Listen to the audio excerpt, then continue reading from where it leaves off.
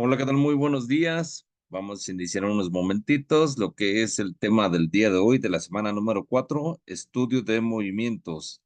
Mi nombre es Román Humberto Garama Manzanilla y vamos a iniciar en unos momentitos.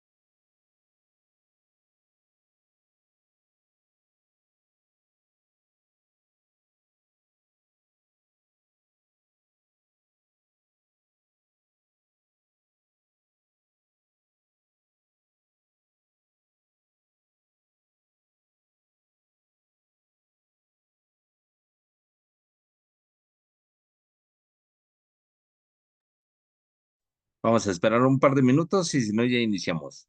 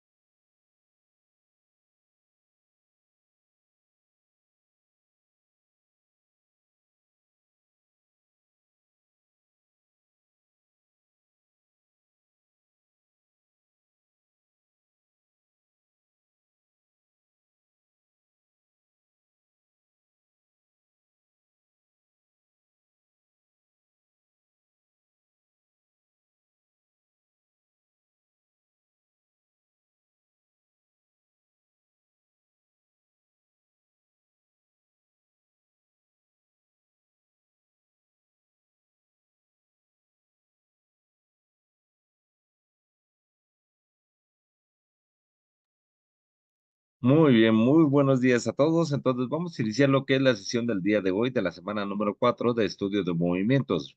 Mi nombre es Román Humberto Garama Manzanilla y ahora sí vamos a dar inicio con lo que es el tema.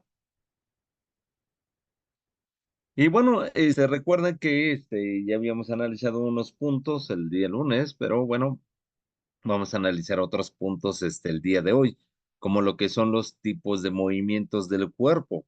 Recuerden que parte de lo que ven en esta semana es el tema de la biomecánica, porque en sí se clasifican los movimientos del cuerpo en base a diferentes tipos de criterios, tales como la dirección que van a generarse, porque al momento del movimiento, si ustedes dan una dirección brusca, puede haber algún tipo de lesión. El plano y el eje alrededor del cual se van a llevar a cabo. Entonces es muy importante saber qué movimientos van a realizar y no movimientos a lo mejor involuntarios que muchas de las veces llega a pasar, ¿no? Y estos tipos de movimientos son fundamentales para comprender la funcionalidad y la mecánica del cuerpo en diversas actividades físicas en particular, ¿no? Entonces, este tipo de situaciones, pues podemos ver que pues muchas de las situaciones que llegan a pasar, pues tiene que ver con lesiones precisamente donde están las imágenes, ¿no? Principalmente rodillas, comúnmente las rodillas es cuando una persona está, parada comúnmente, y que muchas de las veces no tiene tanto movimiento, por lo tanto, pues el peso del propio cuerpo, pues hace que la rodilla empiece a lesionarse, ¿no? Y es ahí donde se ven. Pero podemos observar que no solamente es ese punto, las rodillas, ¿no? Sino también lo que son las manos, la parte de los codos, hombros, caderas, por supuesto, las rodillas y hasta los pies, ¿no? Entonces, principalmente donde más afecta, pues es en los tobillos también dentro de este panorama, ¿no? Entonces, cuando vemos esta parte de los movimientos, practicamos diferentes movimientos en base a la dirección. Por ejemplo, si es una flexión, que es movimiento hacia adelante, más bien hacia atrás como tal, o movimientos de brazos, es el movimiento que disminuye el ángulo entre dos partes del cuerpo. La extensión, que pues es prácticamente la distancia, movimiento que aumenta el ángulo entre dos partes del cuerpo. La abducción, que es movimiento que aleja una extremidad del plano medio del cuerpo. La aducción, que es el movimiento que acerca una extremidad al plano medio del cuerpo. Y la rotación, que es el movimiento que gira una parte del cuerpo alrededor de su eje longitudinal. Entonces, estos son los movimientos de dirección. Ahí les puse una imagen precisamente como es algunas de ellas, la extensión y la flexión en particular, ¿no? Entonces, para que vean cuál es la diferencia que hay con respecto a ello. También están los movimientos en base al plano, que son movimientos frontales o coronales, que son movimientos que se llevan a cabo en un plano vertical, dividiendo el cuerpo en la parte anterior y posterior. Movimientos sagittales o laterales, que son los que se realizan en un plano lateral, dividiendo el cuerpo en la parte derecha e izquierda. Movimientos horizontales o transversales, que son movimientos que ocurren en un plano horizontal, dividiendo el cuerpo en la parte superior e inferior. Y lo que es el movimiento en base al eje, que son movimientos alrededor del eje longitudinal, que es la rotación alrededor de un eje vertical, movimientos alrededor del eje transversal, que es la rotación alrededor de un eje horizontal, y movimientos alrededor del eje antero-posterior, que es la rotación alrededor de un eje que se va de adelante hacia atrás. ¿Cuál es el objetivo de todo esto? Pues saber exactamente qué movimientos puede ser una persona común en un área de trabajo. Ese es el objetivo. Y saber exactamente cuánto es la flexión que puede tener, la extensión, la longitud que puede abarcar. Y todo este panorama me da una idea de cómo tengo que hacer que las operaciones dentro de la empresa pueden manejarse adecuadamente. Entonces, también está precisamente los ángulos y límites de confort, donde en el estudio de la biomecánica del cuerpo humano es fundamental comprender los ángulos y límites de confort para prevenir lesiones. De hecho, muchas de las veces hasta qué nos llega a pasar en una computadora. Tenemos lesiones también en donde prácticamente en la muñeca de las manos, ahí tenemos comúnmente las lesiones y límites de confort para prevenir precisamente esas lesiones, ¿no? Los ángulos de confort se refieren a las posiciones en las que las articulaciones del cuerpo pueden mantenerse con mayor facilidad y menor esfuerzo. Entonces, ese sería lo ideal, ¿no?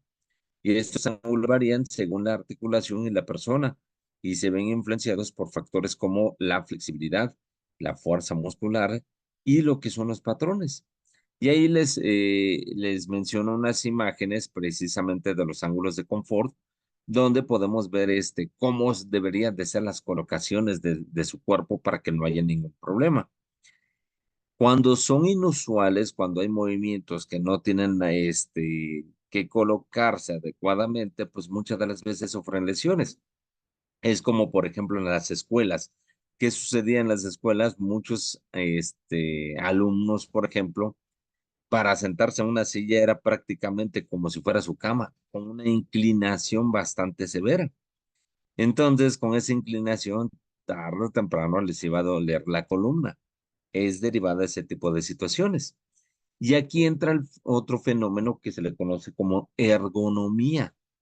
¿Por qué? Porque la ergonomía, pues dice, bueno, pues si las posiciones están mal de lo que es el objeto con respecto al cuerpo, empiezo a hacer un diseño adecuado a las características que se tienen. Y es ahí donde vemos, pues, que prácticamente, pues, debo de hacer un diseño de ciertos productos que no sean tan rígidos, de hecho, que sean más flexibles para que se adapten a lo que es el cuerpo en sí.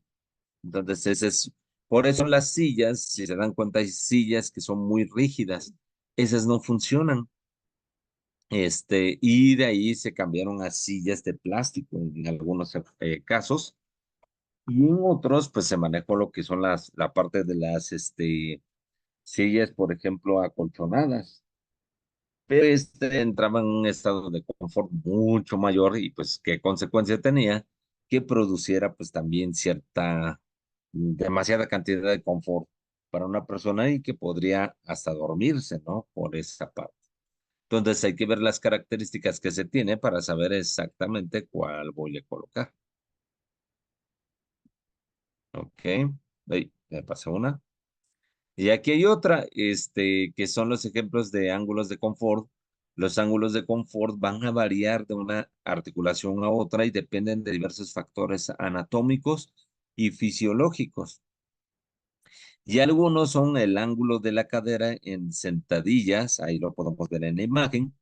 Para muchas personas, el ángulo de confort en una sentadilla profunda se sitúa alrededor de 90 grados, donde la cadera y rodilla y tobillo mantienen una alineación adecuada, ¿sí? Y se distribuye de manera equitativa la carga entre las articulaciones. Y aquí es donde vienen ciertas situaciones, ¿no? Muchos han visto la parte de las pesas, cuando el levantamiento de pesas, muchas de las veces porque se le suelta la pesa, porque la posición de la cadera al momento de hacer la sentadilla no es la más adecuada o no está en la mejor posición. Y es ahí donde viene la situación de por qué no lo pueden cargar o se llegan a lesionar. Sí, entonces, muy importante las posiciones. Esto se les dice precisamente porque hay un fenómeno que también sucede dentro de las empresas. Al momento de cargar ciertos objetos un poco más pesados, si no se coloca bien la posición, por supuesto que tienden a tirarlo. Y esa es una de las situaciones. Principalmente cuando son cajas. Y es ahí donde viene el problema. El otro es el ángulo del codo en ejercicios de empuje para realizar el peso muerto de forma segura y efectiva. Es importante mantener un ángulo de confort en la columna lumbar, evitando la flexión excesiva o la hiperextensión que podrían generar en la zona lumbar. Y el ángulo de la espalda en peso muerto, que para realizar el peso muerto de forma segura y efectiva, es importante mantener un ángulo de confort en la columna lumbar, evitando la flexión excesiva o hiperextensión, que podría generar también lesiones en la zona lumbar, ¿no? Entonces, son prácticamente similares. De hecho, la información es la misma. Y pero bueno, son posiciones al final de cuentas, ¿no? Y la otra son los límites de visión, que prácticamente esto es lo que más se maneja comúnmente cuando estamos realizando o armando un objeto o estando nosotros, por ejemplo, en una computadora.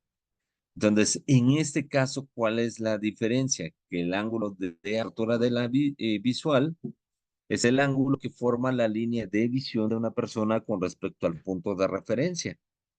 Y este ángulo es fundamental para determinar el campo visual de una persona y su capacidad de percibir objetos en diferentes direcciones. Entonces, aquí viene esta imagen, ¿no? Como tal, de las distancias, posiciones y todo lo demás. Pero bueno, pues en mi caso, al momento de analizar la imagen, si se dan cuenta, está más inclinado lo que es su cabeza. Tarde o temprano, ¿qué va a suceder? Va a tener un dolor muscular. ¿En dónde? A ver, según la imagen, ¿en dónde va a tener el dolor muscular?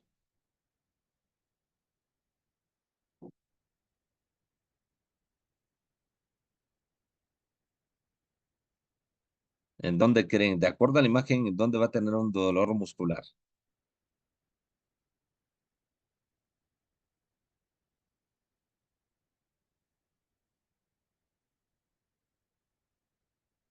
Nadie, nadie.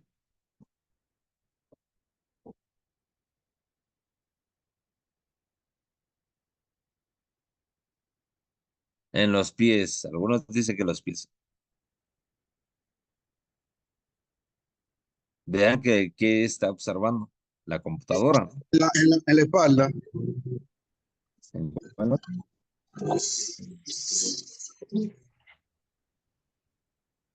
no, no, no, En la no. espalda. En la espalda o otra muy importante. Si su visión es hacia esa dirección, si se dan cuenta, va a ser en el cuello. También el cuello, sí. Exactamente. ¿Por qué? Porque la posición es demasiada. Está muy elevada su cabeza con respecto a lo que es una computadora. Entonces, comúnmente nosotros la tenemos la computadora pues a la altura de una mesa, a la altura de la mesa como está, pero el dibujo que se tiene como tal es una persona muy alta. Entonces, como es muy alta, pues casi siempre el cuello va a estar un poco más abajo. Por la forma de la PC, ajá, exactamente. Entonces, hay ciertos detalles que también provocan precisamente ese tipo de dolores musculares. Y la otra es el ángulo de convergencia, que se refiere al ángulo que forman los ejes visuales de ambos ojos cuando se enfocan en un objeto cercano. Y este ángulo es crucial para la percepción de la profundidad y la coordinación del ojo humano en diversas actividades. Y el ángulo de inclinación visual, que es el que estamos viendo también, que es el ángulo que forma la línea de visión de una persona con respecto a una horizontal. Y este ángulo es importante para determinar la postura corporal y la ergonomía visual en actividades como la lectura o el uso de dispositivos electrónicos, que es en el caso que estamos viendo como tal, ¿no? Entonces, hasta para la parte de leer, nosotros tenemos que tener una posición adecuada para poder leer. Independientemente si uno está sentado, acostado, que muchos leen de esa manera, prácticamente tiene que haber un ángulo de inclinación para poder visualizar. Y de ahí nosotros, pues lo que vimos la semana pasada fue precisamente el diagrama bimanual o de la mano izquierda a mano derecha. ¿Por qué? Porque me va a indicar precisamente los movimientos que va a hacer una persona, tanto de la izquierda a la derecha, para ver qué tan funcional puede ser, qué actividad puede hacer. Este diagrama se enfoca en el estudio de cada movimiento de lo que son las manos, mil que separan elementos básicos del movimiento para ser estudiados. Se utiliza para analizar las operaciones muy repetitivas, su construcción es similar al diagrama de flujo, solo que se analiza cada movimiento de ambas manos. Entonces, prácticamente será lo que habíamos dicho, que es un diagrama como lo que es el cursograma analítico, que es ¿no? Se las había mostrado, donde el manejo de mano izquierda y mano derecha son totalmente diferentes. Y aquí también la diferencia es que en lugar de tener el almacenamiento, tenemos nosotros el sostenimiento. Entonces está la operación, transporte, sostenimiento y demora. Y saber exactamente que al momento de armar una pieza, ambos tienen cierta independencia para la realización de cierta actividad. y es lo que se maneja dentro de ello. Después de esta parte empieza lo que son los principios que rigen la economía de movimientos. Recuerden, la economía de movimientos es importante por una situación. Dejar, o bueno, más bien quitar lo que son personas que pueden tener lesiones. Entonces, más bien quitar las malas prácticas de realizar una cierta operación.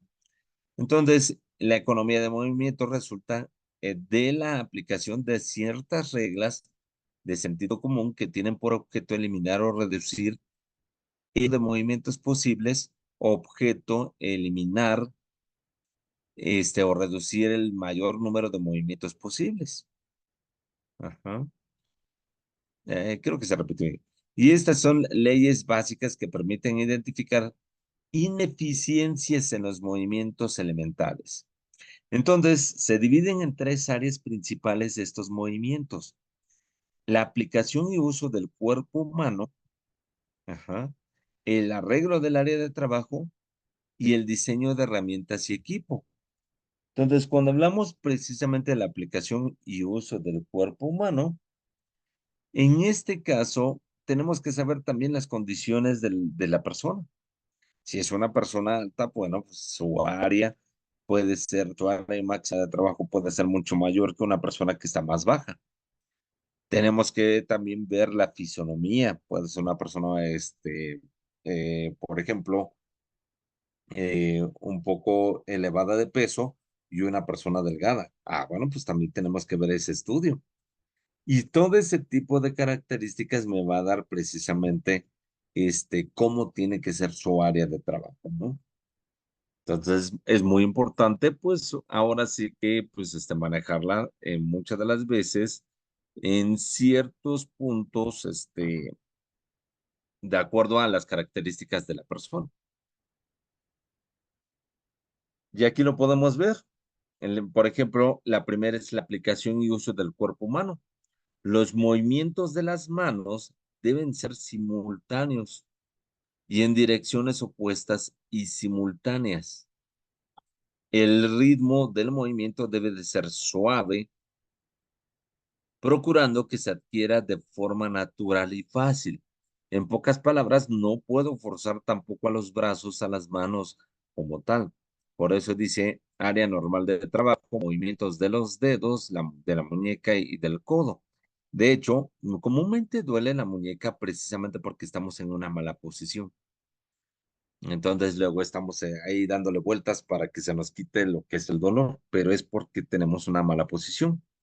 Y las áreas de máxima de trabajo, que son los movimientos de los hombros, ahí también se nos dice, ¿no? Unas de las muñecas, la posición de abajo, y el de los hombros, pues para ver cuánta es la altura máxima o el área máxima que puede cubrir en cuestiones de movimiento.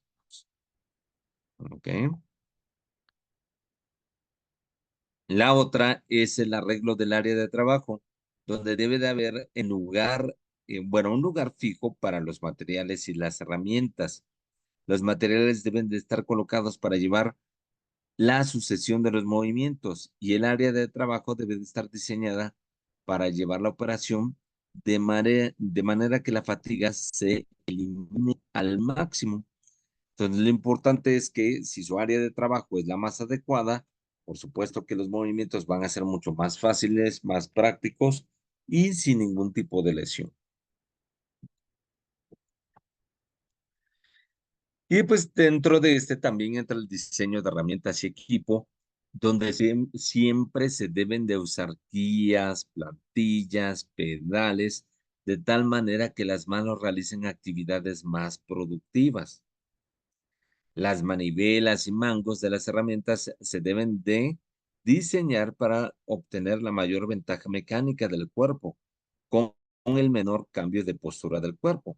Era como les había dicho en la sesión anterior, que si prácticamente nosotros tenemos un taladro, como aquí se ve en la imagen de taladros, bueno, tiene otras cosas, caladora, un router, una cortadora, y la otra no sé qué es. La otra no, la de arriba, creo que es otro router. Entonces, ¿Qué sucede con respecto a ello? Que si yo lo manejo de manera inadecuada o simplemente en lo que es la herramienta es muy pesada, por supuesto que voy a tener igual lesiones. Entonces debo de hacerlo de manera ergonómica para que pueda utilizarlo. Si se dan cuenta, el router, el que está del lado derecho, bueno, más o menos si no lo conoce alguno, este es el router, este de aquí, este de aquí. ¿Cuál es la diferencia que se tiene? Que aquí tiene un mango y no se ve la imagen, pero aquí debe de tener el otro mango. ¿Por qué? Porque a diferencia de los otros que se maneja uno en sostenimiento y el otro para oprimir, en el caso del router tiene que ser con ambas manos para poderlo dirigir. Entonces, esos son los diseños ergonómicos como tal. Y esos diseños están creados precisamente para que haya menor cantidad de fatiga en el cuerpo, menor cantidad de lesiones por esa parte. En el caso, por ejemplo, de la caladora, pues la caladora, pues aquí tiene para lo que es la mano derecha, principalmente si son diestros, y la otra, pues se pone comúnmente al ladito, por acá se pone la otra mano, ¿no? Para direccionarlo como tal. Y el taladro, pues ya saben que aquí se sostiene y el otro es para oprimir. Ya saben dónde dice, este es un destornillador como tal, y les digo, creo que es un router también. Pero bueno, esas son las características que tiene el diseño y de lo que son las herramientas para que sepan cómo se va a manejar. Bueno, ¿dudas hasta el momento? ¿Dudas?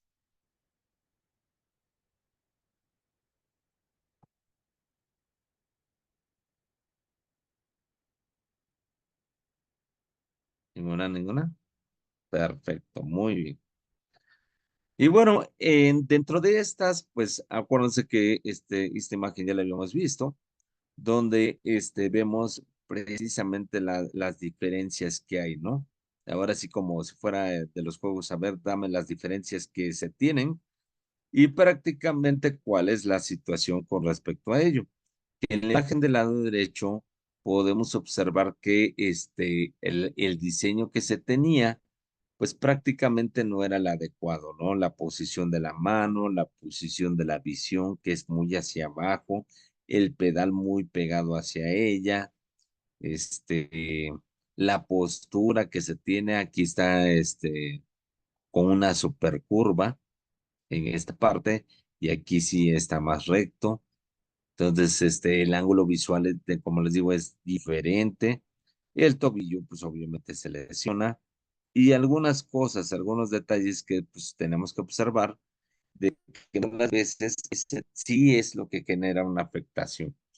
Por lo tanto, pues tenemos que hacer ciertos cambios para que no haya ningún problema. De hecho, aquí la cercanía que hay de lo que es la pieza con respecto a lo que es su rodilla, pues puede provocar pues también que empiece a tener ciertos golpes con respecto a ese punto, ¿no? Entonces, ¿qué sucede? Pues los problemas de la operaria, pues el pie derecho no tiene soporte adecuado, el pedal está demasiado alto, hay que bajarlo, las rodillas pueden golpear con la máquina, el ángulo que forman el pie y la pierna es muy agudo, el codo queda más abajo de su altura normal, el respaldo de la silla es incorrecto, la altura de la silla no es la adecuada, el asiento de la silla no está curvado, las esquinas y bordes de la silla son en un ángulo recto, la máquina obstaculiza el paso también, el pie izquierdo no está a la misma altura que el derecho, lo que produce una posición no simétrica. El pedal de accionamiento debe ser plano y en forma de pie, no en forma de botón cóncavo, que es resbaladizo. La distancia normal para trabajos de precisión debe de ser de 25 a 30 centímetros. La operación se está ejecutando fuera del área normal de trabajo y las manivelas son mucho más pequeñas, ¿no? Entonces, todos esos detalles pues son los que implican ciertas consecuencias. Por eso, como estos fallos comúnmente se llegan a presentar, pues se tiene que hacer esa clasificación de lo que son los movimientos, ¿no? Y dentro de esa clasificación de los movimientos, pues uno de los principios de la economía de los esfuerzos establece que los movimientos de las manos deben limitarse a la clasificación más baja posible, que no impida la ejecución del trabajo. Por ejemplo, pues ahí dice el área máxima de trabajo con los movimientos de los hombros. Entonces, pues prácticamente no tendría que haber ningún tipo de lesión. Y aquí lo podemos ver, la superficie óptima, pero el alcance que puede tener, pues sería de esta forma, ¿no? Entonces, no debe de tener ese tipo de consecuencias. Uy, ahí está.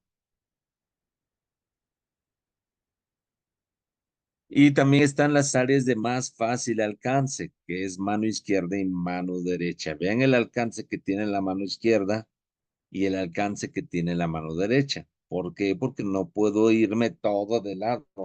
O sea, si me inclino, obviamente voy a alcanzar mucho más, pero la idea es que la posición sea la misma, y no que se incline el cuerpo, sino cuánto es el alcance que tienen ambas manos respecto a ello. Entonces, por eso dice áreas máximas de alcances para los brazos izquierdo y derecho. Las líneas interrumpidas encierran el área cubierta por las manos cuando el brazo tiene como pivote el codo doblado.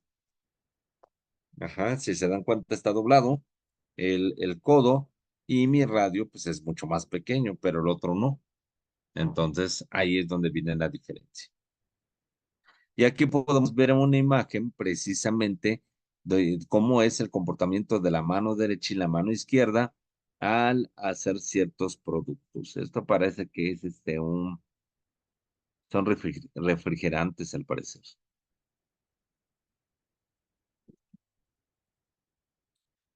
Ok. La siguiente, ahí están las áreas de máximo, de más fácil alcance, que es el color negro, área dentro de la cual los objetos son más fácil tomados, ¿no? Los movimientos ahí siguen siendo los mismos, pero donde tiene alcance es más hacia arriba, ¿no?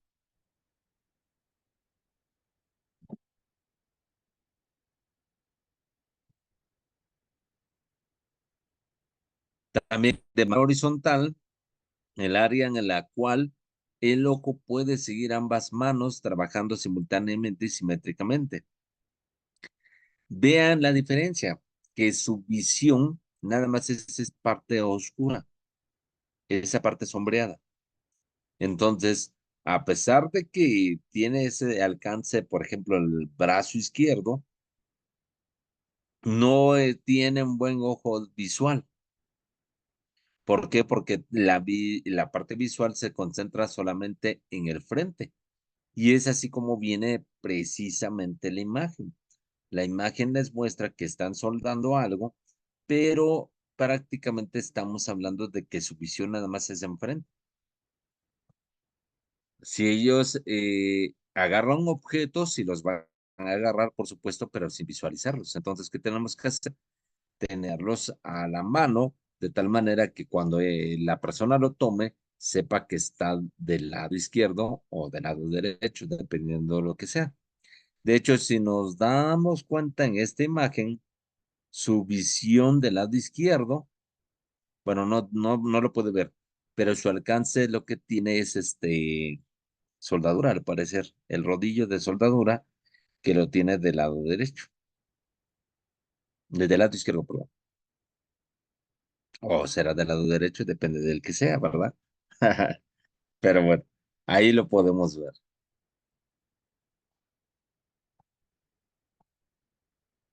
Y vertical, pues que son las áreas de más fácil alcance, ¿no? Áreas máximas de alcance, donde en la imagen podemos ver precisamente el alcance que puede tener una persona.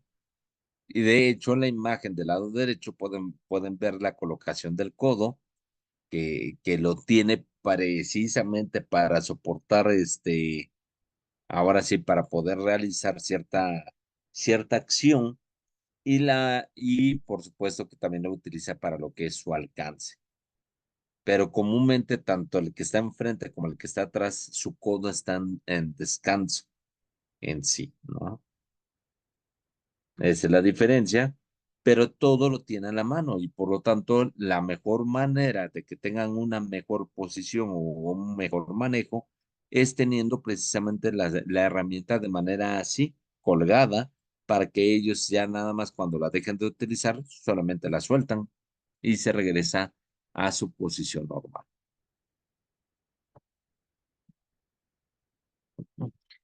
Y bueno, otros estudios de movimientos, pues está el simograma, que es un diagrama basado en un análisis cinematográfico que se utiliza para registrar con una escala de tiempos común los micromovimientos referentes a diversas partes del cuerpo del operario. Al final de cuentas, un diagrama bimanual con escala de tiempos y a una escala de observación mínima. Y se utiliza la escala de tiempos de 1 a 2000 de minuto, o sea, 3 centésimas de segundo.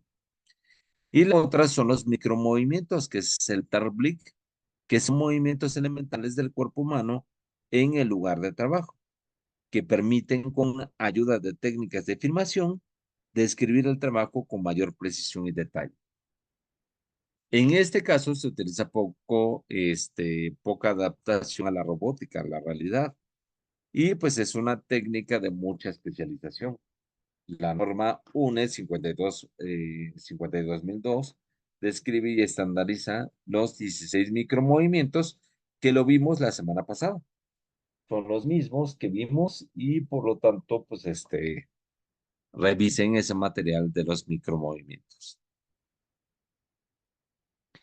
Y bueno, todo esto, ¿por qué es tan importante para el sector industrial y para ustedes como futuros ingenieros? Hay algo muy importante sobre todo esto, que es precisamente el riesgo, ¿sí? Entonces, el riesgo es precisamente saber si puede haber algún tipo de situación no controlada por parte de ustedes que implica algún tipo de afectación a la persona en particular. Entonces, en este caso, si nosotros no manejamos adecuadamente el estudio de movimientos, lo que me va a generar es un riesgo. Y entonces, tratamos de evitar eso porque es un conflicto bastante fuerte. En muchas de las ocasiones se paran operaciones y pues comúnmente pues lo que también llega a pasar es que pues, tenemos que ver quién es el culpable, ¿no? ¿Quién tuvo el error para cometer ciertas situaciones, ¿no? Y por eso, los riesgos se empiezan a clasificar de diferentes formas, ¿no? Los riesgos materiales, que traen como consecuencia golpes, que sí ha llegado a pasar, cortes, comúnmente son cortes, de todo tipo, ¿no? Hasta del propio cuerpo, desafortunadamente, donde son fallos humanos, aplastamientos, caídas, quemaduras, asfixias o las famosas descargas eléctricas, ¿no? Entre otros accidentes. Y ojo, muy importante con las descargas eléctricas, siempre cuando manejen metales, traten de tener prácticamente pues, una pulsera precisamente para evitar lo que son las descargas eléctricas. Se me olvidó el nombre de la pulsera, pero si alguien lo conoce, se ponen pulseras precisamente por las descargas eléctricas. Entonces, todo ese tipo de situaciones hay que evitar, no arriesgar a nuestra gente. Es la parte importante. Y por eso, pues, donde se presenta más, pues, en el lugar de trabajo, por supuesto. Y para eso debe de haber normas y señales de seguridad, la protección personal y de las máquinas, la manipulación, transporte y almacenamiento de material, ver dónde están los riesgos de contacto eléctrico y riesgos de incendio y explosión. Todo eso lo tengo que evaluar. Tengo que verificar que esos riesgos materiales no impidan las operaciones de la empresa. Entonces, ahí dice que apenas se ve, ¿no? Pero bueno, son los riesgos materiales de seguridad, ¿no? Hay otro tipo de riesgos, por supuesto, que también tienen que influir con respecto a lo que les mencionábamos de la estudio de movimientos, como son los riesgos higiénicos y contaminantes físicos y con consecuencias como pérdidas de audición. Muy importante esto, siempre tienen que tener su equipo de seguridad adecuado, pérdidas de visión y enfermedades de piel. Todos son cuestiones de una falta de seguridad. Lo que decíamos con una de sus compañeras, el ambiente térmico afecta obviamente a las condiciones de la persona, la cuestión de la humedad también y la presión atmosférica también tiene ciertas consecuencias. El ruido, que no todos lo soportan, no todos lo soportan y pues ahí es cuando se tiene que trabajar también con respecto a ello. La iluminación, que ya la habíamos trabajado, vibraciones, que son las máquinas, hay máquinas de toneladas, pero su vibración es demasiado fuerte y pues que muchas de las veces hace que tengan movimientos, obviamente, a los pies. Y la radiación, que tienen que tener equipo especial precisamente para esa parte y dar descansos para evitar generar algún tipo de cáncer. Y para ayudar a mitigarlos, todo tiene que tener señalamientos y etiquetas de seguridad. Así es, Francisco. Mientras mayor etiqueta de seguridad tengas y señalamientos, va a ser mucho mejor.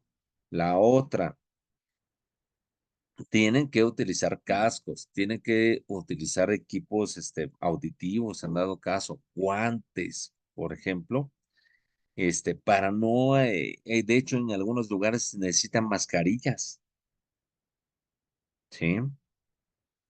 Entonces, si ustedes lo suman, la parte de los movimientos que va a hacer la persona con lo que es el equipo de seguridad, no debe de haber ningún problema. Pero bueno, pues, ¿por qué suceden entonces? Porque muchas de las veces los ingenieros lo permiten. Y aquí es algo muy importante. Si yo estoy como ingeniero, tengo que tomar las decisiones adecuadas y una de las decisiones adecuadas es enseñarles cómo trabajar y la otra es precisamente que cuente con su equipo de seguridad.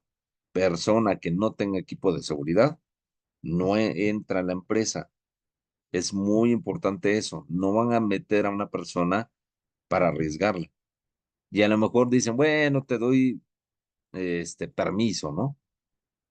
Y resulta que surge un accidente, pues ¿contra quién van? Pues obviamente contra el ingeniero, porque es el que autoriza.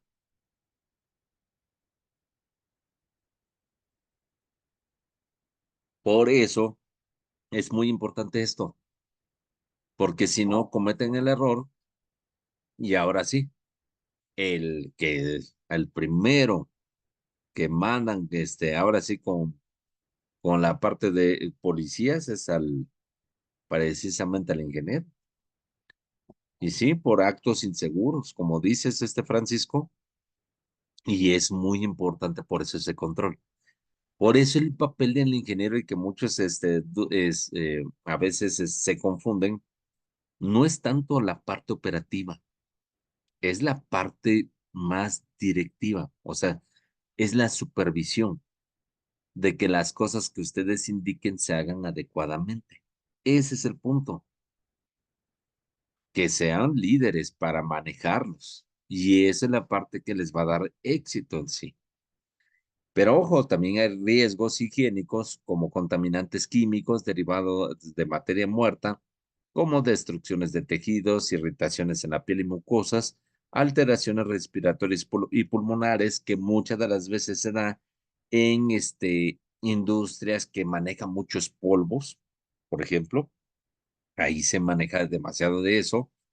Disminución del nivel de oxígeno en la sangre, consecuencia también de la propia empresa, depresión del sistema nervioso central. Y biológicos también hay, que son las infecciones por bacterias, por parásitos, por hongos o por virus, ¿no? También. Pero bueno, estos, dicen, bueno, pues, ¿dónde entra la economía de movimientos? En el manejo, en el manejo. O sea, no se va a dar ningún tipo de riesgo higiénico si se maneja adecuadamente como ustedes lo piden. Si les dicen los movimientos que tienen que hacer con respecto a ellos son estos, bueno, pues no va a haber ningún problema. Pero cuando empiezan a alterar ciertas cosas, pues es cuando hay una fuga, hay un fallo y ese les afecta y empieza a tener una cierta consecuencia. ¿Cómo ven? Y por supuesto, los riesgos ergonómicos, que era lo que les decía, y organizativos. ¿Qué pasa con los riesgos ergonómicos? Que es precisamente de la ingeniería de métodos también, que generan insomnio, ¿sí? En pocas palabras, muchos ni siquiera pueden dormir. Es más, muchas de las veces, ¿por qué es el insomnio? Bueno, aparte por las presiones que se tienen, ¿no? Pero comúnmente es ¿por qué? El insomnio. No porque están pensando, sino porque, ¿qué sucede? ¿En dónde?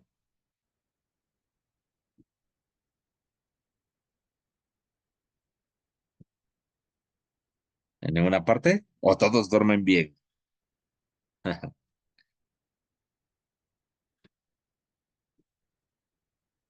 Estrés físico. ¿Y a dónde se van? A dormir. Ajá, es estrés físico en parte y, y malos movimientos. ¿Dónde? En la propia cama. Es más, hasta la propia cama. Por eso muchas de las veces, hasta para seleccionar una buena cama, tenemos que ver que pues esta sea con las adecuaciones como tal. Una mala almohada, hasta eso, Francisco, hasta eso. Hasta esa parte tú tienes que hacer un estudio ergonómico que si es una buena almohada o no. Y por eso muchas de las ocasiones el diseño ergonómico de las almohadas, si lo ves de esa forma, tiene que haber almohadas suaves, semifirmes y firmes. Igual que las camas. Las camas, hay camas muy suaves, muy firmes, que luego les da dolor de espalda, y semifirmes, precisamente por esos diseños. Entonces, por eso ahí es donde entra la ergonomía.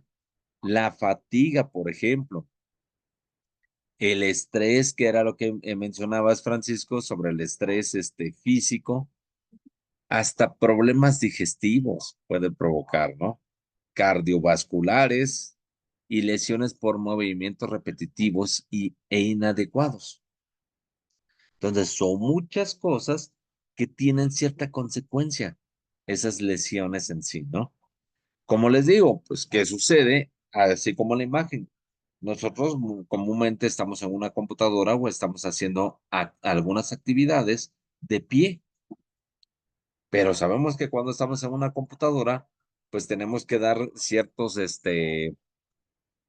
veces es salir de ahí y empezar a caminar un rato, asomarse a la ventana o algo por el estilo, pero hacer otros movimientos y después continuar con la computadora. Pero si están de pie, obviamente tienen que estar haciendo otros movimientos o sentarse un rato precisamente para no provocar algo.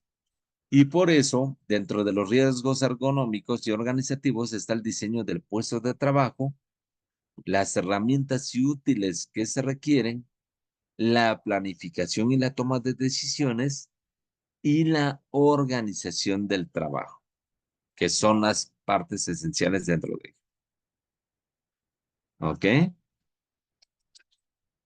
Pausas programadas para la fatiga, por supuesto que sí, por supuesto que sí. Son parte importante de esas y hay que saber en qué momentos, hay que saber en qué momentos se tienen que hacer. Porque, ojo, si ustedes hacen actividades repetitivas, va a generar fatiga y puede provocar cansancio en la persona en ese momento o hasta dormirse y puede provocar también un accidente. Ojo sobre eso. Es muy importante saber cómo tengo que evaluarlos. ¿Para qué? Para que yo no implique un cierto riesgo a las personas también. Y esa es la parte medular. Muy bien. ¿Dudas con todo este panorama de la ingeniería de métodos? ¿Todo bien? ¿Todo bien? Perfecto, muy bien. Bueno, déjenme les paso entonces la presentación, nada más déjenme lo minimizo, a ver. No, tengo que cerrarlo primero, porque no lo tenía guardado. Ahorita se los muestro de nuevo. Es para pasarla. Ah, ah, ah, ah, ah. Profe, Sí, aquí estoy, aquí estoy. buen día, profe. Al final todo lo que hemos visto últimamente es más teoría que práctico, ¿no? Es se puede decir que es teoría, pero la realidad es que sí se practica mucho. Sí se Bueno, practica demasiado. le comento yo por cuestión, en los exámenes, pues realmente ha venido pura teoría, ¿no? Ajá, así es. En los exámenes casi siempre ha sido pura teoría. Por si en el Así es. examen anterior yo esperaba, pues a lo mejor que nos pidieran hacer un estudio de algo, algún cálculo, no sé, pero al final pues Ajá. no, era más teoría, preguntas teóricas. Va a haber en la siguiente un poco de práctica, pero son unas fórmulas muy sencillas, es así. Pero en estas, lo que se está visualizando más bien es del conocimiento que se debe de tener precisamente en ellas como tal, ¿no? En cada uno de los estudios que se están haciendo. Más bien conocer la parte teórica, no tanto ahorita la parte práctica, porque pues, parte práctica, por ejemplo, yo tengo muchos ejercicios prácticos, ¿no? Y a ver, calculen esto, si están en esta situación, ¿cómo la harían? ¿No? Pero la finalidad en estos es precisamente que conozcan lo que es la parte teórica y sepan cómo operarla, cómo manejarla. Esa es la idea, ¿no? Pero ya en de manera práctica, pues cambia muchas de las veces dependiendo del tipo de empresa. Eso sí. Porque la mayoría de lo que hemos visto, pues son circunstancias muy parecidas.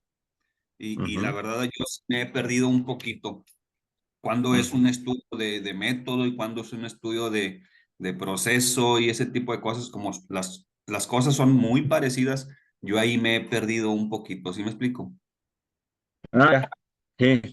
Sí, por ejemplo, en las anteriores no tenía nada que ver. Aquí la diferencia es que en estos estudios en particular están enfocados principalmente a la persona. A partir del estudio de movimientos, son enfocados a la persona. Los anteriores que vimos son estudios realizados a los procesos. Y uno de los que vimos también, que fue el de recorridos, es para ver precisamente cuánto tiempo me voy a tardar para que haga la parte de la logística, para meter precisamente un camión a un almacén. Era lo que vimos la última vez. Entonces, son diferentes, porque este en particular, de aquí en adelante, ya son estudios, pero que van más enfocados a la persona, no tanto precisamente a lo que es la operación en el trabajo. Pero los anteriores sí, todo lo que es el cursograma analítico es de puro proceso, pero manejaba operación e inspección. No es cierto, el diagrama de flujo era operación e inspección. Cursograma analítico ya manejaba operación, inspección, transporte de mora, ¿sí? Y después venía el diagrama de recorridos, pero el diagrama de recorridos tenía que ver precisamente por la operación de que en los CEDIs hay mucho movimiento, pero ¿cómo lo hacemos para que ese movimiento sea mucho más rápido y ya entren lo que son las mercancías más rápido? Eso lo vimos. Y el otro era precisamente recorridos, pero de las personas, nada más de las personas para que no hagan tanto movimiento. Y ahora, ¿qué estamos haciendo? Estudios precisamente para ver los movimientos, pero en posiciones fijas, se puede decir, principalmente en el sector manufacturero, donde sí cambian esta parte. Sí, adelante, adelante. ¿Me escucha? Sí, sí, sí. Ok, bien, excelente. Con respecto a lo que usted está hablando, por ejemplo, el estudio de movimiento se requiere mucho, por ejemplo, a la empresa, para buscar un mejor ángulo de que el empleado sea más eficiente. Por Así eso que es. se evalúa en una línea de producción con un cronómetro, a ver a qué velocidad ese operario Así es. puede hacer ese producto. Luego van a ubicar cómo está poniendo la mano, cómo se está posicionando, su postura, y eso lo van analizando y van corrigiendo. Y Ujú. van tomando el tiempo nuevamente para Ajá. hacer una mayor producción en muy poco tiempo y para mejorar la eficiencia y el estilo de vida también del colaborador. Así es, bienvenido. Y ese es el objetivo principal con respecto a ello. Pero ¿por qué se realiza? Porque queremos una mejor calidad en la realización de un producto, porque debemos de ser mucho más productivos, pero para también no generar ningún tipo de accidente. Porque como decía su compañero, pues ya en la práctica, resulta que prácticamente hay empresas que tienen accidentes por mes, bastantes. Y entonces, pues, ¿quién está a cargo de ello? Pues ustedes. Ustedes como ingenieros son los que tienen que decir, a ver, ¿por qué surgió este accidente? ¿Que no sabía los movimientos? ¿No tenía el equipo de seguridad? Y empieza a hacer esa parte. Entonces, por eso es un poco más teórico, que era lo que decían, que la parte práctica. ¿Por qué? Porque, como les dije anteriormente, los diagramas ustedes los van diseñando de acuerdo a las características de cada empresa. ¿Por qué? Porque la otra vez también me preguntaron que si había un, un diagrama en específico para todo tipo de industria. No, la realidad es que ustedes lo van diseñando de acuerdo a las circunstancias de cada empresa.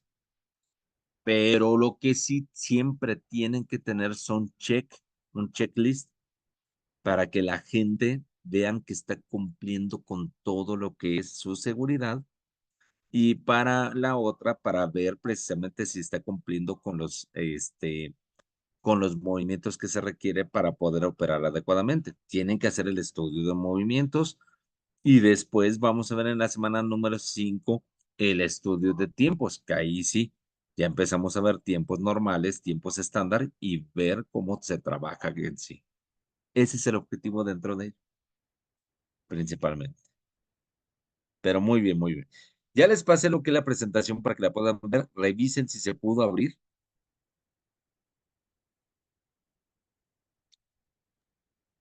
Sí, a mí me abrió. Perfecto, muy bien. Bueno, pues les agradezco mucho su atención. Espero que les haya gustado esta parte. Es muy importante analizar. Revisen, si no revisaron los anteriores materiales, bueno, lo que les fui enviando. Y aparte, las grabaciones, revísenlas porque vamos teniendo una secuencia de cada uno de los temas. Vamos teniendo una secuencia para que vean cómo se calcula. Ya la siguiente, de hecho, que es estudio de métodos, si es práctico, son ejercicios. Entonces, para que vean precisamente cómo se va llevando a cabo cada uno de ellos. ¿Ok? Muy bien, les agradezco mucho su atención. Cuídense mucho, que la pasen muy bien y que tengan un excelente sábado. Gracias a todos, gracias. Cualquier cosa, si alguien llevó un poco de tiempo, revise la grabación y si no, también revise el material. Cuídense mucho, que la pasen muy bien, que tengan un excelente día. Hasta luego. Gracias, gracias. Hasta luego.